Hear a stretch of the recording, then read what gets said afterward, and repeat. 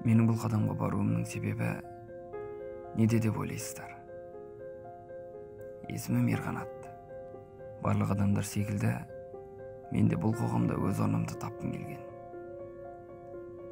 Ешкімге мұқтаж болмай өмір сүргім келді. Достарымның көп болғанын қаладым, бірақ та өмір мен ойлағаннан тым қатал екен. Кейде қаражаттың жетіспеуі мені бұл қоғамнан алшақтата берді. Онсыз да отбасымыздағы қаражат мәселесі күннен күнге ауырлап барады. Қатал қоғам мені сыртқа шеттетіп тастауда.